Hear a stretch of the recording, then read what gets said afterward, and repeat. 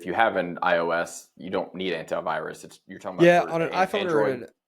on an iPhone or an iPad, everything is so sandboxed that antivirus can't function well. It's basically in its little sandbox. It can't touch other apps. It can't touch the main operating system proper. It's so sandboxed that it really can't do anything. So it's not that iPhone is impervious to malware. They can get malware for sure, as we've talked about with Pegasus. Antivirus software just can't do much in those environments. In Windows, Android, Mac OS, Chromebook, Linux, yes, you need to run an antivirus application. How does someone determine whether or not they have malware on their phone? And what steps can you take to remove it? It's a good question. So I would remove it through a malware, an antivirus application. So if you're doing good best practices, and you probably have no problem with this, taking like you have the ability to take every single app off your phone. My perfect world recommendation would be every quarter or every 6 months, probably every 6 months is perfectly reasonable. Wipe your whole phone back to factory defaults and reinstall everything you need back on it and re-download your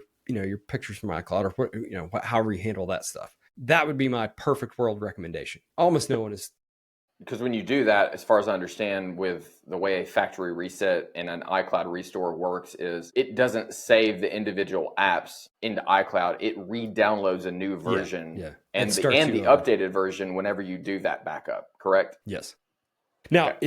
if you are the user out there who's willing to do that, and you're like, is it really that important? Man, absolutely do that. That is a basically a clean slate reset every 6 months, every year even. If you could do that every year, that would also, there's just so much clutter that gets built up in the operating system over time. Like that's just a really good practical step to take.